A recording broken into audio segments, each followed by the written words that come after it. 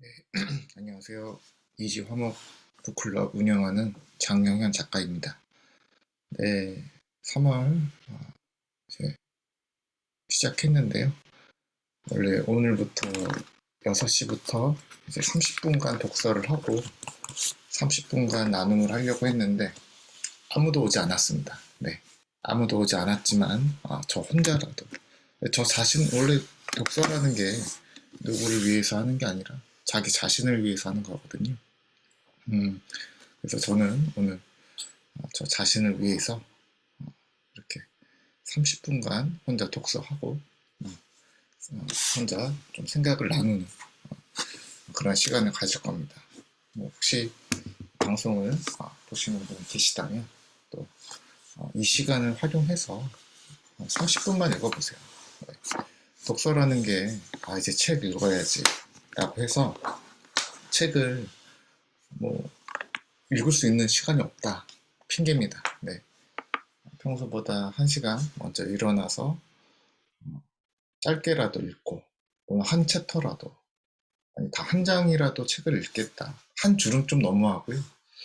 한 장이라도 읽겠다. 이런 사람이 다른 사람들보다 더 앞서갈 수 있고 시대를 읽을 수 있고 또 어제보다 더 나은 사람이 되는 겁니다. 네. 독서 올해 벌써 3달이나 이제 지나고 있잖아요. 어떻게 책 한 권 읽으셨나요? 네. 저희는 3월달에 어떻게 설득해야 마음을 움직이는가 이런 책을 읽으려고 합니다. 네, 이 책을 뭐 말을 많이 하지 않고 우선 저부터 30분간 독서하고 그 다음에 정리된 생각들을 나누도록 하겠습니다. 인사이트 타이머라는 프로그램이 있어요. 그래서 이거는 제가 기도 시간을 갖는 그런 앱인데 여기 타임 메디테이션이라고 있거든요. 이거를 하면은 일종의 의식을 갖는 거죠. 그 있어야 좀 경계가 되니까 좀 30분으로 타이머 맞춰놓고 30분으로 타이머를 맞춰놓고 30분간 독서하고 30분 뒤에 또 뵙겠습니다. 저는 네.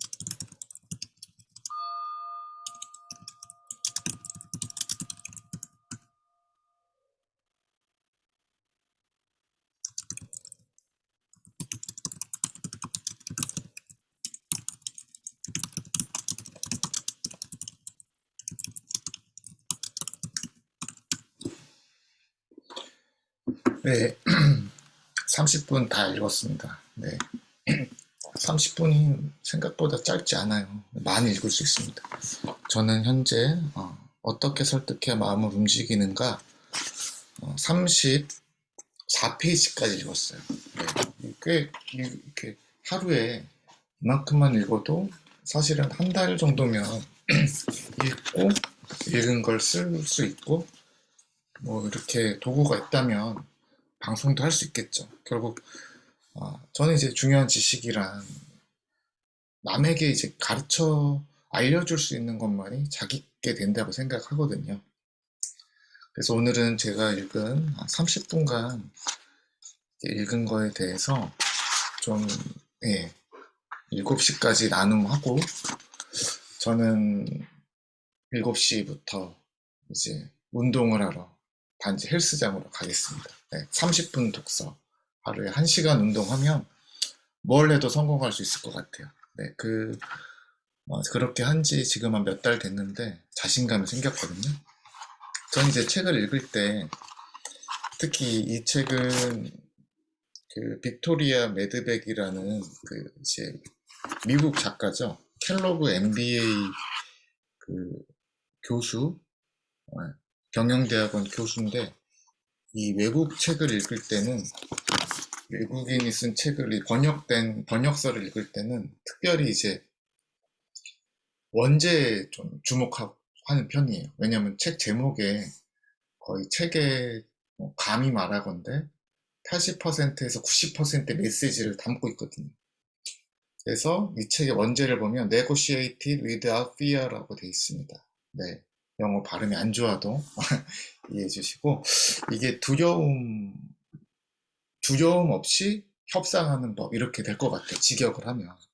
그러니까 어떻게 설득해야 마음을 움직이는 건데 사실은 이 책이 갖고 있는 많은 부분이 협상과 두려움이죠. 그러니까 협상을 방해하는 가장 큰 요소는 두려움이라는 거죠. 애초에 이런 제안을 꺼내면은 거절당할 거야. 뭐, 관계가 깨질 거야. 그런 두려움 때문에 사람들이 협상을 못 하잖아요. 그리고 회사를 다니고 있는 분들은 이렇게 하면은 상사한테 좋은 평가를 받을 수 없어. 이 회사 어떻게 보면 잘릴 수도 있겠어. 연봉 협상 잘 못하는 거잖아요. 특히 연봉을 뭐 신입사원들 같은 경우에는 제안을 하거나 또 경력사원 같은 경우에는 이제 이듬해 연봉 협상을 할 때 좀 움츠려들게 되는데 그런 의미에서 두려움 없이 협상하라고 작가는 말하고 있어요. 그래서 부제를 보면 strategies and tools to maximize your outcomes. 그러니까 당신의 결과물을 극대화하기 위한 전략과 툴이라고 도구라고 이야기를 하고 있습니다. 그래서 이제 저는 이 책에 보내는 찬사 이런 건 읽진 않아요. 왜냐하면 제가 읽어 아무리 유명한 사람들의 추천사가 많아도 제가 직접 읽지 않고는 이렇게 그럼 너무 기대가 크기 때문에 실망할 수도 있는 역효과가 있거든요. 그래서 저는 뭐 굳이 읽는다면 이 내용을 잘 읽지도 않지만 다 책을 읽고 나서 한번 살펴보는 거예요. 이런 평가도 있을 수 있겠구나. 서평을 처음부터 읽지는 않습니다. 그래서 도입을 이렇게 보면 도입 부분에 제가 메모한 부분이 뭐냐면 설득이 안 될 것이란 두려움을 떨쳐내라. 네, 아주 중요한 내용이죠. 이 책의 이제 부제, 원래 책 제목이 원제가 두려움 없는 협상, 그래서 결과물을 최대로 끌어올리는 전략과 도구라고 되어 있잖아요. 그래서 두려움은 협상을 저해한다고 하고 있습니다. 이제 이 작가가 이제 뭐 컨설턴트도 하면서 교수도 하니까 여러 대기업이나 소기업이나 1인 기업을 컨설팅 하면서 이 매드백 씨가 이렇게 고객한테 이런 질문을 던진다는 거죠. 당신은 두려움이 협상을 망치는 요인이라고 생각하나요? 그러면은 참가자들의 80% 이상이 손을 번쩍 들면서 두려움이 협상의 걸림돌이라고 말한대요. 사람들이 협상에서 가장 두려워하는 것은 초조함. 아까 말씀드렸던 것처럼 관계가 깨질 것 같은 걱정. 이러다가 나쁜 결과가 올 것 같은 불안감. 부동산 거래할 때 뭐 특히 그렇잖아요. 주식을 뭐 산다든지 부동산을 이렇게 집을 산다든지 뭐 이럴 때 경매를 한다든지 이럴 때 막 불안감이 몰려 이러다가 뭐 빚더미에 앉는 거 아니야? 아, 저 사람하고 그러니까 특히 아는 사람끼리 뭐 동거래 하지 마라, 뭐 그렇게 어른들이 말하잖아요. 그래서 그 두려움을 깨라고 하고 있습니다. 그 두려움을 깰 수 있는 방법, 그러니까 이제 도입에서 작가가 이 책을 쓴 목적에 대해서 정확하게 이야기하고 있는 거죠. 올바른 전략과 도구를 갖추면, 그러니까 갖추라는 거, 도구가 없이 전략과 도구가 있으면은 협상 결과를 극대화할 수 있고, 여러분들이 이제 협상에서 느끼는 두려움을 떨쳐낼 수 있다라고 독자한테 좀 자신감 있게 이야기하고 있습니다. 설득이 어려워진 시대에 필요한 9가지 전략에 대해서 이제 도입 부분에 이야기하고 있어요. 그러니까 사실 제가 이 책을 서점에서 구매했던 이유가 바로 이 전략, 이거 딱 보고서 매력을 느꼈거든요. 아, 설득이 너무 어려워진 시대다. 저도 이제 영상을 이제 주로 이제 소득원이 영상을 제작하는 그 영상 제작 업체를 한 6년 정도 운영하고 있는데, 코로나로 인해서 영상이 많이 생겼죠. 네.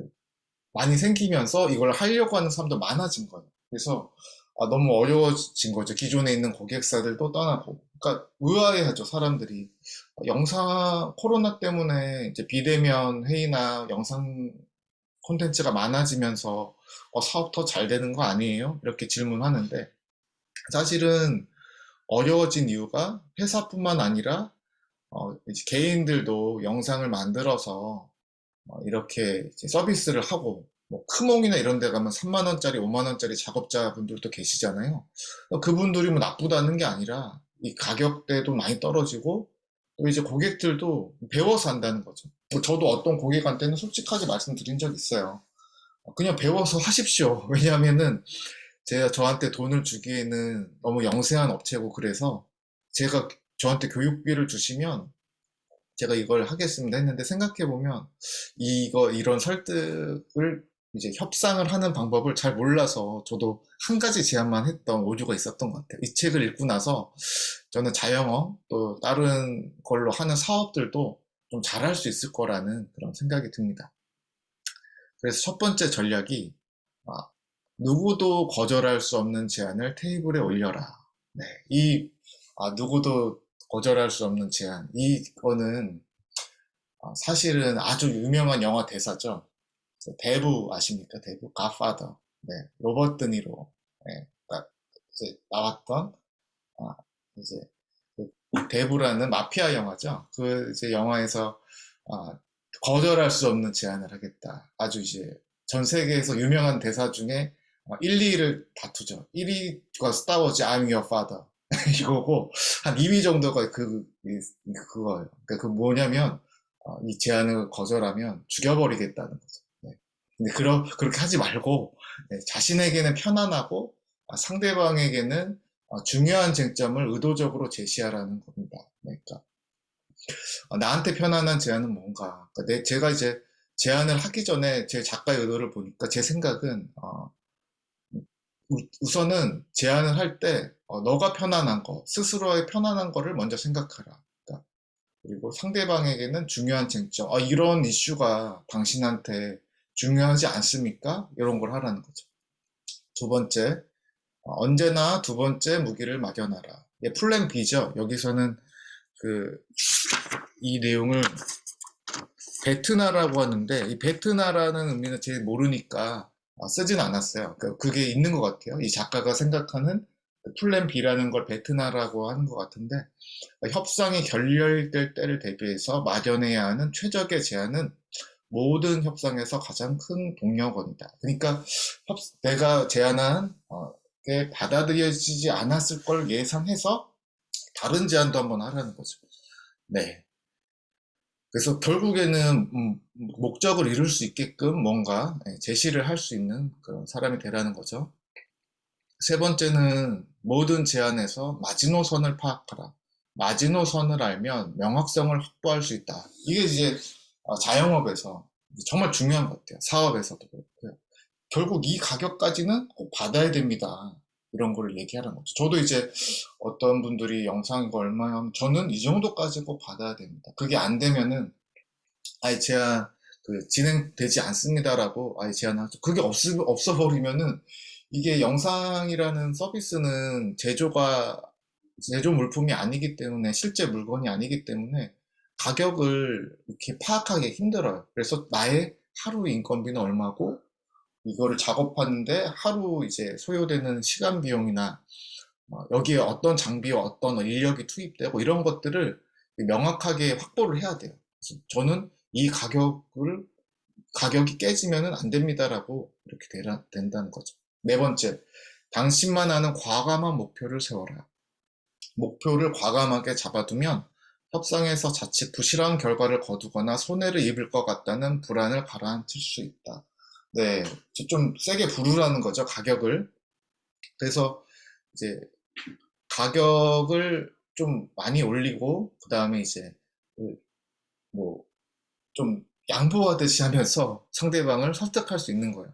그러니까 제가 얼마 전에 이제 저도 처음에는 이런 걸 몰랐어요. 그러니까 주시는 대로 받겠습니다 이렇게 하니까 그게 이 책을 읽으면 생각이 나더라고요. 그러니까 최근에 어떤 이제 대기업에서 영상 제작을 의뢰하셨는데 좀 세게 불렀어요. 근데 세게 부른 게 왜 이 가격이 되는지에 대해서 알려줬죠. 그러니까 큰 충격을 받으시더라고요. 근데 충격을 받는데, 예, 이렇게. 그래서 결국에는 그 회사에서는 이 프로젝트에 쓸 수 있는 예산이 정해져 있었어요. 사실 저는 그걸 알면서도, 왜냐면 저는 원래 서비스는 이만한 가격이 있지만, 어, 결국에는 당신한테 내가 맞춰주겠다. 그리고 맞춰준다는 게 이제 저도 합리적인 그 가격 안에서 제가 할 수 있는 것들을 잘 해드리는 그런 좋은 사례가 있었습니다.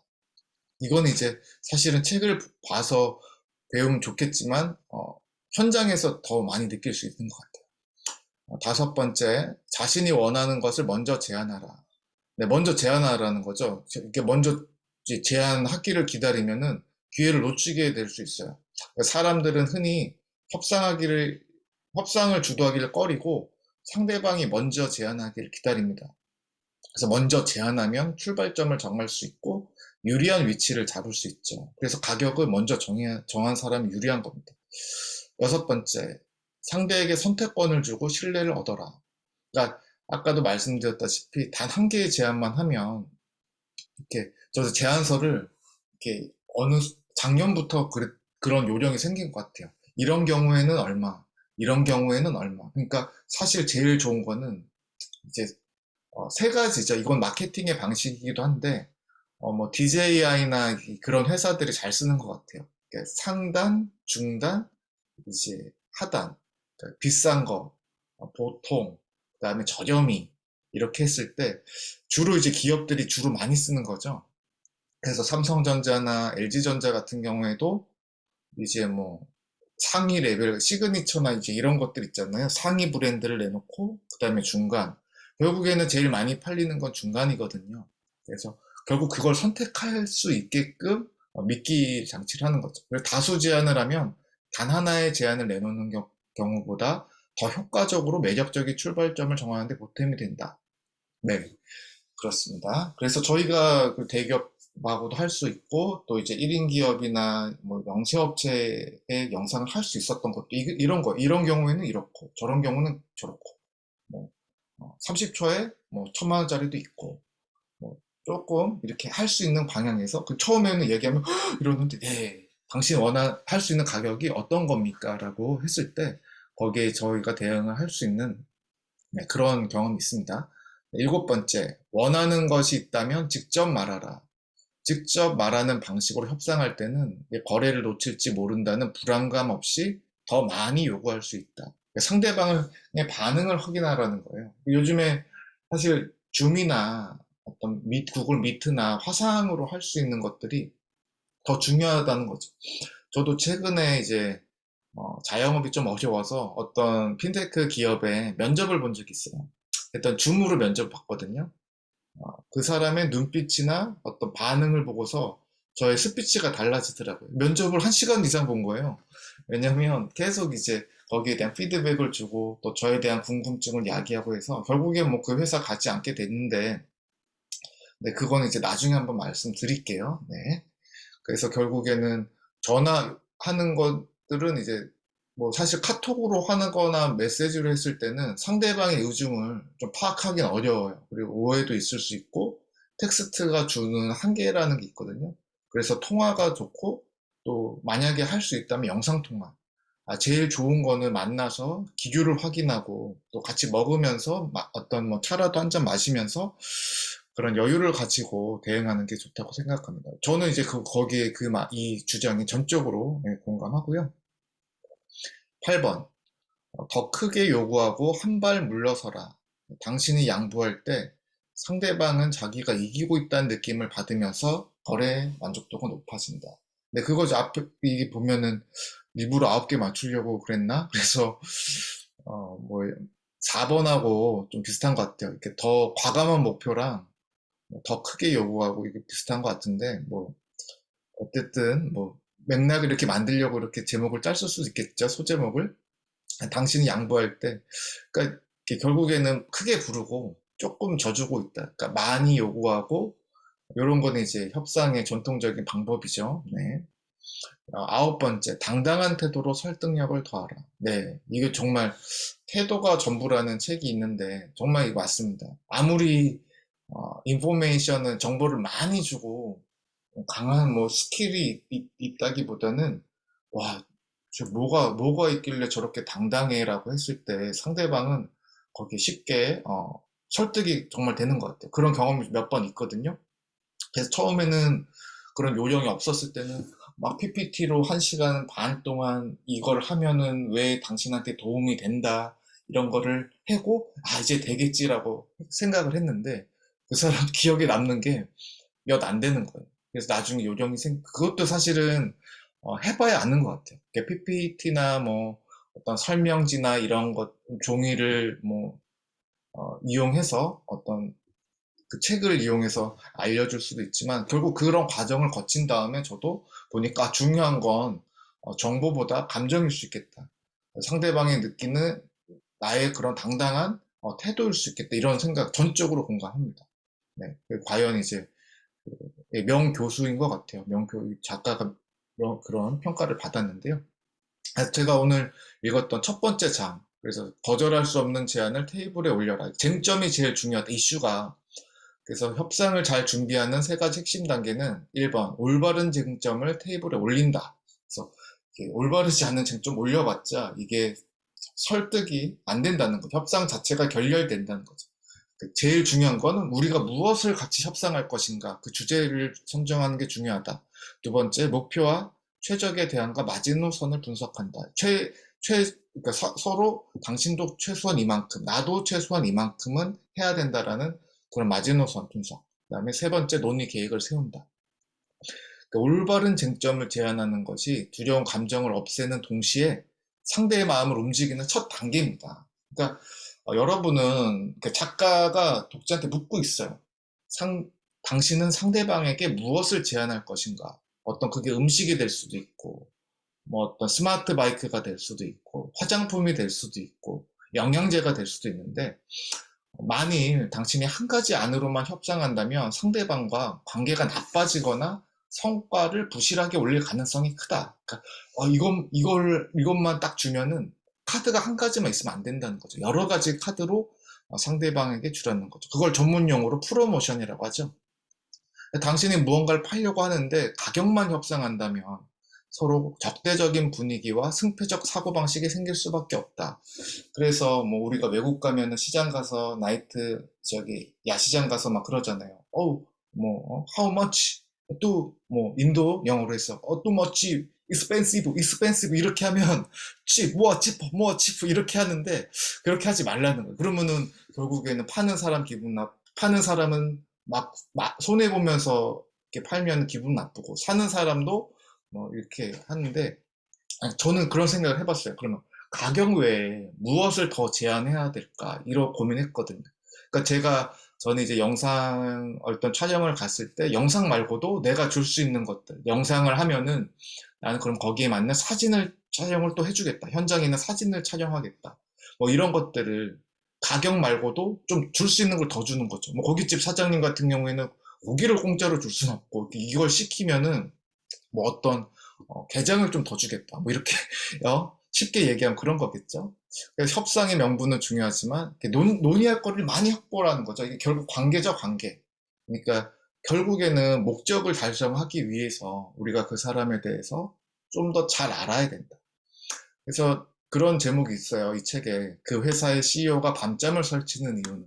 그 상대방이 원하는 것을 직접 묻지 말라는 거죠. 우리가 연애할 때 뭐 연애 못하는 사람들 그러잖아요. 와, 지금 뽀뽀해도 돼? 이렇게 하면 이거 바보가 되는 거죠. 지금 분위기에 맞춰서 이 사람이 원하는 건 뭘까?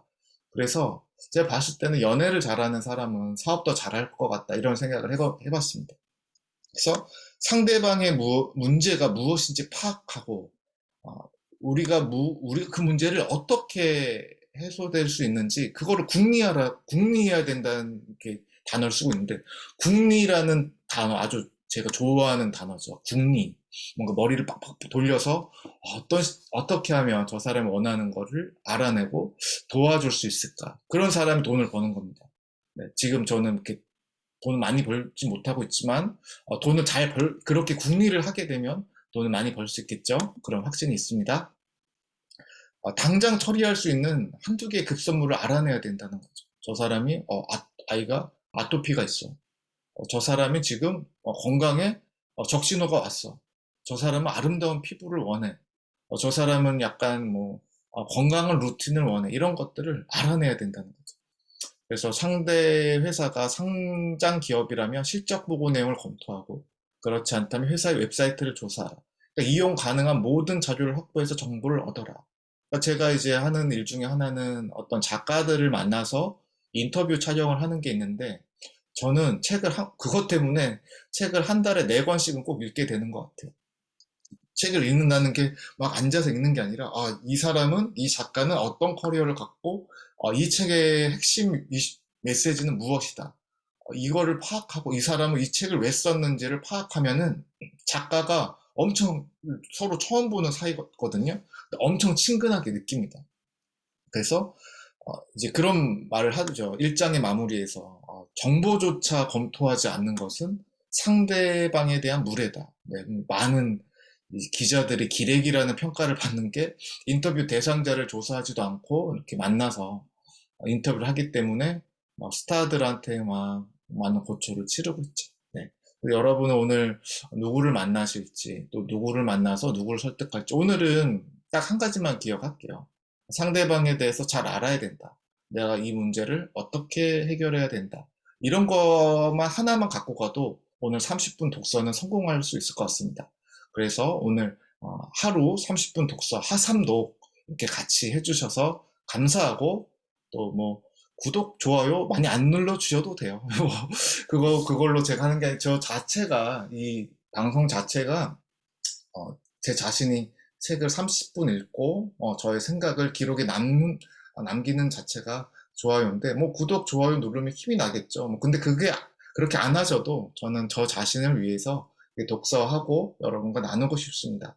네, 내일 이 시간에도 이렇게 같이 독서하고, 또 이지 화목 북클럽이라는 밴드가 있어요. 거기 오시면은 제가 요약했던 글들을 보실 수 있으니까, 또 밴드에는 이제 내용에 보시면 밴드에 같이 참여해 주시면 좋겠습니다. 저는 이제 1시간 운동하러 갑니다. 여러분 오늘 알찬 하루 보내시고요. 네, 이제 환절기라 쌀쌀한데 감기 조심하십시오. 네, 감사합니다.